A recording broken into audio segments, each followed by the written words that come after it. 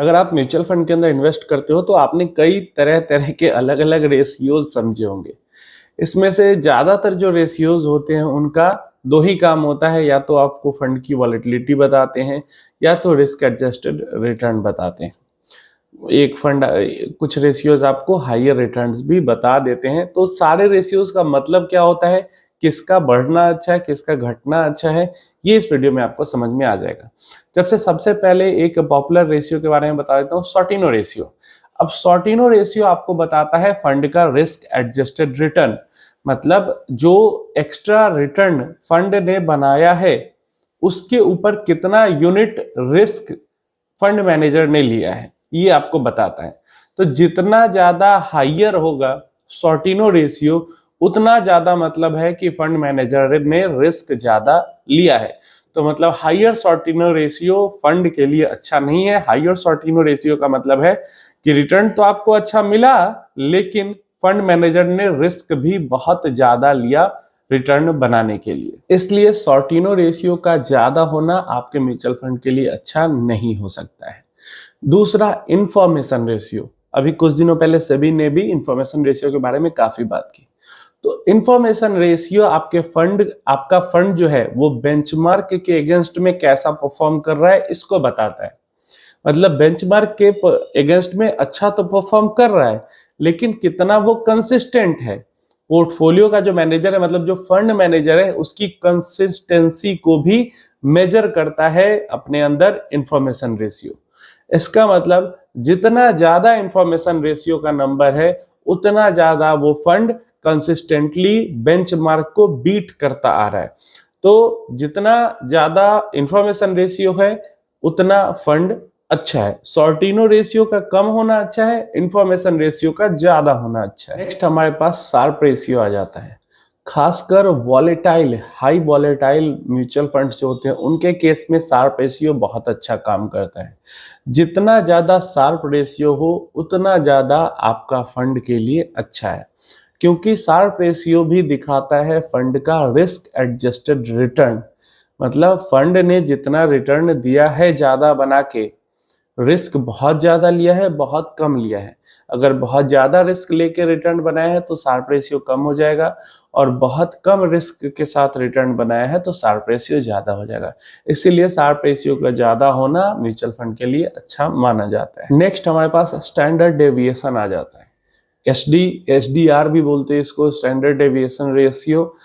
जितना ज्यादा standard deviation है माना जाता है फंड आपका उतना अच्छा है, और जितना कम स्टैंडर्ड डेविएशन है माना जाता है आपका फंड उतना अच्छा नहीं है। क्योंकि स्टैंडर्ड डेविएशन फंड की वॉलेटिलिटी को बताता है। स्टैंडर्ड डेविएशन जितना ज्यादा, मतलब आपका फंड उतना ज्यादा वॉलेटाइल है। स्टैंडर्ड डेविएशन जितना कम, मतलब आपका फंड उतना कम वॉलेटाइल है। अब देखो, ये जो रेशियोज की मैं बात करूं एकदम फिक्स नहीं है, हर किसी के लिए चेंज हो सकता है। नेक्स्ट हमारे पास बीटा आ जाता है। बीटा भी फंड की वॉलेटिलिटी को दिखाता है। जितना ज्यादा होगा बीटा, फंड उतना ज्यादा वॉलेटाइल है। जितना कम होगा बीटा का नंबर, फंड उतना कम वॉलेटाइल है। और इसको इंडेक्स के अगेंस्ट में रखा जाता है। तो 1 है बीटा का मतलब, अगर 1 है बीटा म्यूचुअल फंड का, तो मतलब इंडेक्स के बराबर की वॉलेटिलिटी है। 1 से जितना ऊपर है उतना इंडेक्स से ज्यादा वॉलेटाइल है। 1 से जितना नीचे है उतना इंडेक्स से कम वॉलेटाइल है। इसके बाद अल्फा आ जाता है हमारे पास। जितना ज्यादा अल्फा हो उतना ज्यादा बढ़िया है। अल्फा का मतलब है कि बेंचमार्क इंडेक्स के अगेंस्ट में कितना ज्यादा रिटर्न, मतलब बेंचमार्क ने 10% का रिटर्न बनाया है और म्यूचुअल फंड ने 15% का रिटर्न बनाया है, तो 5% का म्यूचुअल फंड ने अल्फा जनरेट कर दिया। इसको कहते हैं अल्फा। हमारे पास ट्रेनर रेशियो भी आ जाता है। यह भी हमें रिस्क एडजस्टेड रिटर्न ही बताता है बीटा के अगेंस्ट में। फंड के बीटा के अगेंस्ट में फंड ने कैसा परफॉर्म किया है। मतलब बीटा और अल्फा को मिलाकर एक तरीके से आप समझ सकते हो, इसका कैलकुलेशन फॉर्मूला प्रॉपर होता है risk free return, total return minus risk free return by beta. तो एक तरीके से आप समझ सकते हो कि ये भी रिस्क एडजस्टेड रिटर्न ही बताता है।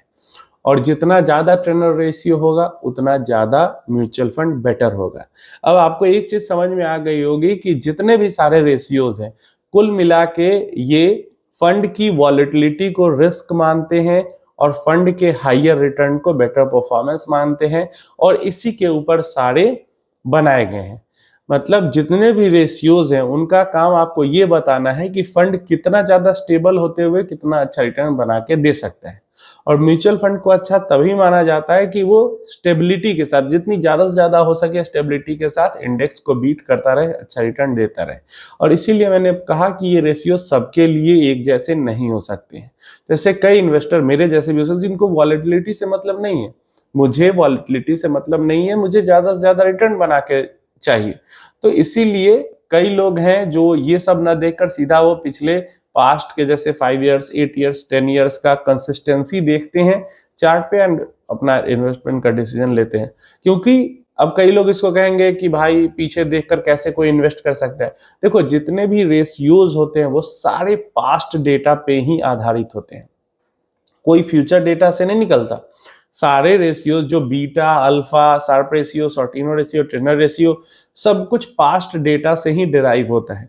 और किसी फंड ने लॉन्ग टर्म में कंसिस्टेंटली अच्छा रिटर्न बना के दिया है, मान लो किसी फंड ने 10 साल में, 8 साल में अच्छा रिटर्न कंसिस्टेंटली बना के दिया है, तो ऑटोमेटिकली उसके सारे रेशियोज अच्छे होंगे ही होंगे।